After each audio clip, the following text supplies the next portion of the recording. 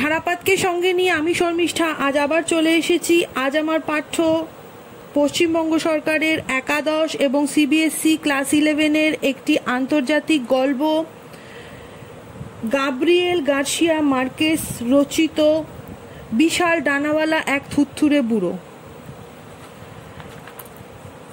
Gabriel Mercia জন্ম দক্ষিণ আমেরিকার কলম্বিয়ায়। তিনি গদ্য সাহিত্যে জাদু বাস্তবতা ধারার প্রথম প্রবক্তা। 1982 সালে তিনি নোবেল পুরস্কার পান।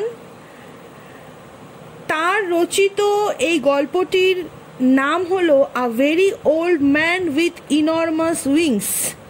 গল্পটির বাংলায় অনুবাদ করেন প্রখ্যাত সাহিত্যিক মানবেন্দ্র বন্দ্যোপাধ্যায়। আমাদের পাঠ্য ছোট গল্পটি লেখকের জাদু বাস্তবতা ধারার অন্তর্ভুক্ত। গল্পটি আমি পড়ে পড়ে মানে বোঝানোর চেষ্টা করছি। বৃষ্টির তৃতীয় দিনে ওরা বাড়ির ভেতরে এতই কাঁকড়া মেরেছিল যে পেলাইওকে ভিজে একসা উঠান পেরিয়ে গিয়ে সেগুলোকে সমুদ্রে ছুঁড়ে ফেলে দিতে হয়েছিল, কারণ সারা রাত ধরে নবজাত শিশুটির ছিল জ্বর, আর ওরা ভেবেছিল জ্বরটা হয়েছে ওই পচা বদ গন্ধটার দরুন। মঙ্গলবার থেকেই সারা জগৎ কেমন বিষণ্ণ হয়ে আছে। সমুদ্র আর আকাশ হয়ে উঠেছে একটাই ছাই ধূসর বস্তু, আর বেলাভূমির বালি মার্চের রাত্রিরে যা ঝকঝক করে গুঁড়ো গুঁড়ো আলোর মতো হয়ে উঠেছে কাদা আর পচা খোলক মাছগুলোর এক ভাপে সেদ্ধ হওয়া দগদগে স্তূপ। দুপুরবেলাতেই আলো এমন দুর্বল যে পেলাইও যখন কাঁকড়াগুলোকে ছুঁড়ে ফেলে দিয়ে বাড়ি ফিরছিল তার পক্ষে দেখাই মুশকিল ছিল উঠোনের পেছন কোণটায় কি সেটা ছটফট করে নড়তে নড়তে কাতরাচ্ছে। তাকে খুব কাছে গিয়ে তবেই দেখতে হয়েছিল যে এক বুড়ো, খুবই থুরথুরে বুড়ো, কাদার মধ্যে মুখ গুজে উপুর হয়ে শুয়ে আছে, আর তার প্রচন্ড সব চেষ্টা সত্ত্বেও কিছুতেই উঠতে পারছে না। তার বিশাল দুই ডানা কেবলই বাধা পেয়ে যাচ্ছে। এখানে পেলাইও বলে একটা লোক যে সমুদ্রে কাঁকড়া ফেলতে গেছিল, কারণ তার থেকে পচা একটা দুর্গন্ধ বেরোচ্ছিল এবং তার নবজাত শিশুর খুব জ্বর এসেছিল, আর সে ভেবেছিল যে দুর্গন্ধের দরুন শিশুটির জ্বর এসেছে। মঙ্গলবার মানে গত কয়েকদিন যাবৎ প্রচন্ড ঝড় বৃষ্টি হচ্ছিল এবং সেখানে এত অন্ধকার হয়েছিল চারিদিক যে বাড়ির উঠোনের কোণে একটা কিছু পড়ে আছে সেটা দূর থেকে দেখেছিল, কিন্তু বস্তুটা কি সেটা সে বুঝতে পারছিল না। খুব কাছে গিয়ে দেখলো একটা বুড়ো, খুব থুরথুরে বুড়ো, যার দুটো ডানা রয়েছে। সে প্রচন্ড একটা চেষ্টা করছে ওঠার বা ওড়ার, কিন্তু কিছুতেই পারছে না। সেই দুঃস্বপ্ন থেকে আঁতকে উঠে পেলাইও ছুটে চলে গেল এলিসেন্দার কাছে, তার বউ, যে তখন অসুস্থ বাচ্চাটির কপালে জলপট্টি দিচ্ছিল। আর পেলাইও তাকে ডেকে নিয়ে গেল উঠোনের পেছন কোণায়। পড়ে থাকা শরীরটার দিকে তাকিয়ে তারা কেমন হতবম্ব হয়ে চুপচাপ দাঁড়িয়ে রইল। বুড়োর পরনে ন্যাকড়া কুড়ুনির পোশাক, তার টাক পড়া চকচকে মাথায় কয়েকটা মাত্র বিবর্ণ চুল রয়েছে, ফোকলা মুখটায় খুবই কম দাঁত, আর এককালে যদি বা তার কোনো জাঁকজমক থেকেও থাকতো, এখন এই ঝোড়ো কাকের পপ্রিতামহের করুণ দশা সে জাঁকজমক একেবারে উধাও করে দিয়েছে। তার অতিকায় শিকারী পাখির ডানা নোংরা আর্ধেকটারই পালক খসা চিরকালের মতো কাদায় জট পাকিয়ে গেছে। ওরা তার দিকে এতক্ষণ ধরে খুব কাছে থেকে হাঁ করে তাকিয়েছিল যে পেলাইও আর এলিসেন্দা খানিক বাদেই তাদের প্রথম চমকটা জয় করে নিলে, বরং শেষটায় একে বেশ চেনা চেনাই ঠেকলো। তখনই সাহস করে তার সঙ্গে কথা কইবার একটা চেষ্টা করলে তারা, আর উত্তর এসে খালাসিদের যেমন গলা ফাটিয়ে কথা বলার অভ্যেস থাকে তেমনি রিনরিনে গলায় কি এক দুর্বুদ্ধ বলিতে জবাব দিলে। এই কারণে ওরা ডানা দুটোর ঝামেলা টামেলাকে বেমালুম কোনো পাত্তা না দিয়ে বেশ বুদ্ধিধারীদের মতোই এই সিদ্ধান্তে পৌঁছালো যে সে নিশ্চয়ই তুফানে উল্টে যাওয়া কোনো ভিনদেশি জাহাজের নিঃসঙ্গ ভরাডুবি নাবিক, অথচ তবু তাকে দেখবার জন্যে ওরা এক পরশিনীকে ডেকে আনলে সে আবার জীবন মৃত্যুর সব গলিগুচির হদিশ রাখে। আর তার দিকে শুধু একবার তাকিয়েই সেই পরশিনীর ওদের বোঝাতে দেরি হলো না যে ওরা এক মস্ত ভুল করেছে। তাহলে পেলাইও তখন তার বউকে ডেকে আনলো এলিসেন্দা, এবং দুজনে ওই ডানাওয়ালা জিনিসটা দেখে কিছুটা খানিক্ষণ অবাক হতভম্ব হয়ে রইল। সেই বুড়ো পরনে ছিল ন্যাকড়া কুড়ুনির পোশাক, খুব নোংরা, তার মাথায় ছিল একটা টাক দাঁত ছিল ফোকলা, ডানার পালকের বেশিটাই খসে গেছে। এরকম দেখে কিছুক্ষণ তারা অবাক হতভম্ব থাকার পর তারা তার সাথে কথা বলার চেষ্টা করলো, কিন্তু রিনে গলা মানে একটা কর্কশ গলায় সে বুড়োটা কি ভাষায় উত্তর দিল তারা বুঝতে পারলো না। তাদের মনে হলো যেন তুফানে অর্থাৎ ঝড় বাদলে উল্টে যাওয়া কোনো ভিনদেশি জাহাজের নিঃসঙ্গ একজন নাবিকে। তখন আসলে বুড়োটা কি সেটা বোঝার জন্য তাদের এক প্রতিবেশিনীকে ডেকে আনলো এবং প্রতিবেশিনী এসেই তাকে দেখে বলল ওরা বড় ভুল করে ফেলেছে, এ যে এক দেবদূত। পড়শিনী তাদের বললে নিশ্চয়ই বাচ্চাকে নিয়ে যেতে আসছিল, কিন্তু বেচারা এমনই বুড়ো হাবড়া যে এই মুষল বৃষ্টি তাকে একেবারে পেরে ফেলেছে। পড়শিনী অর্থাৎ প্রতিবেশিনী বলল যে এক দেবদূত এই বাচ্চাটাকে নিয়ে যেতে এসেছিল, কিন্তু প্রচন্ড ঝড় বৃষ্টিতে বুড়ো হাবড়া মানে খুব থুরথুরে বুড়ো, তো তাই সে পড়ে গেছে। পরের দিনই সবাই জেনে গেল যে পেলাইওদের বাড়িতে এক রক্ত মাংসের জ্যান্ত দেবদূতকে কয়েদ করে রাখা হয়েছে। জ্ঞানে ঝুনো ওই পড়শিনীর বিচার বুদ্ধিকে কোনো পাত্তা না দিয়ে তার কাছে তখন দেবদূত মাত্রেই কোনো স্বর্গীয় ষড়যন্ত্রের পালিয়া বাঁচা নিদর্শন। ওরা তাকে মুগুর পেটা করে মেরে ফেলতে কোনো সায় পেলে না। রান্নাঘর থেকে পেলাইও সারা বিকেল তার উপর নজর রাখলে তাদের পালের খাটো মুগুরটা সে সশস্ত্র, আর রাত্রিরে শুতে যাওয়ার আগে তাকে সে কাদা থেকে হিঁচড়ে টেনে নিয়ে গিয়ে তাদের জাল ঘেরা মুরগির খাঁচায় বন্ধ করে রাখলে।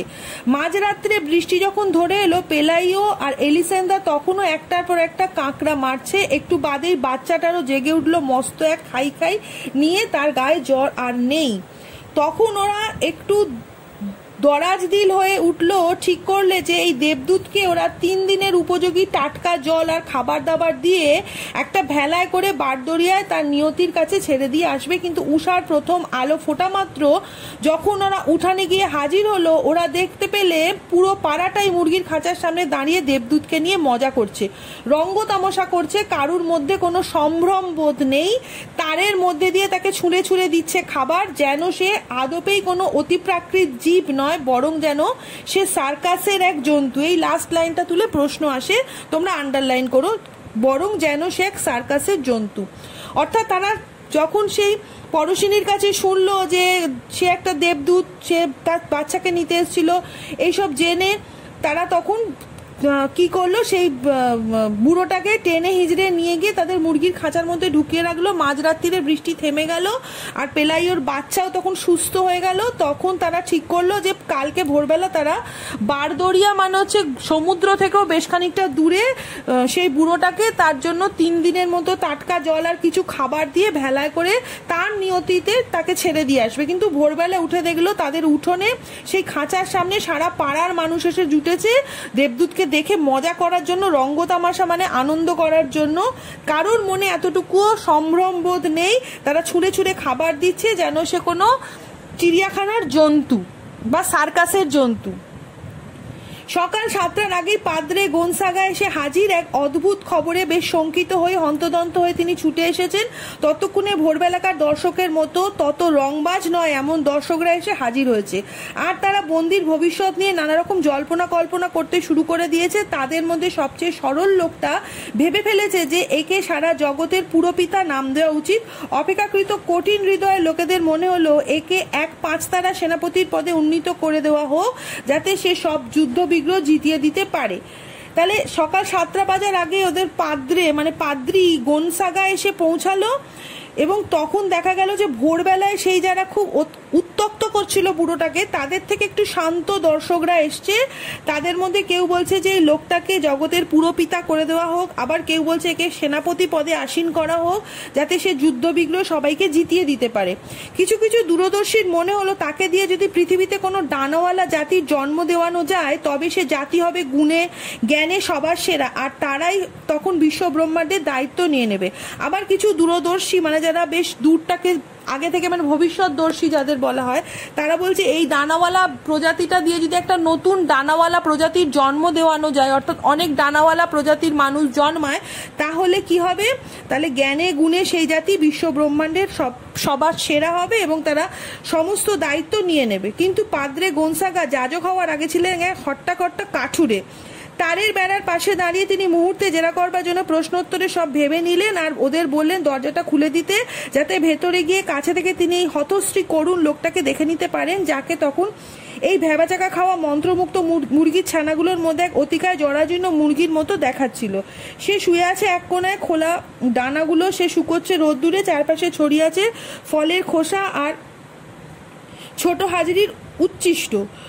ভোর ভোর ওঠা দর্শকরা এসে যেসব তাকে ছুড়ে দিয়েছে। পাদ্রে গোনসাগা যখন মুরগির খাঁচার মধ্যে ঢুকে পড়ে তাকে ল্যাটিনে সুপ্রভাত জানালেন, জগতের দৃষ্টতা এবং ঔদ্ধত্য তার অচেনা বলে সে শুধু তার প্রত্নপ্রাচীন চোখ তুলে গুনগুন করে কি একটা বললে তার ভাষায়। এ যে এক জোচ্চোর ফেরেববাজ, এ বিষয়ে তল্লাটে যাজনপল্লীর এই পুরুত্রীর মনে প্রথম সন্দেহটা দানা বাঁধল, বিশেষত যখন দেখলেন যে এ ঈশ্বরের ভাষাই বোঝে না কিংবা জানেও না কি ঈশ্বরের উজির নাজিরদের সম্ভাষণ করতে হয়। তারপর তিনি খেয়াল করে দেখলেন যে খুব কাছে থেকে নজর করলে তাকে বড্ড বেশি মানুষ মানুষ দেখায়। তার গা থেকে বেরোচ্ছে খোলামেলা অসহ্য গন্ধ, তার ডানাগুলোর পিছন দিকে গজিয়েছে নানারকম পরবৃত, আর তার প্রধান পালকগুলোর সঙ্গে দুর্ব্যবহার করছে পার্থিব সব হাওয়া। দেবদূতের সগর্ব মর্যাদার সঙ্গে তুলনা করা যায় এমন কিছুই তার নেই। এটুকু বুঝিয়ে নিই তাহলে। যখন গোনসাগা দেখলেন যে লোকটায় মানে বুড়োটা খাঁচার একটা কোণে তখন শুয়ে আছে এবং তার ডানাগুলো রোদ্দুরে শোকাচ্ছে, তখন তিনি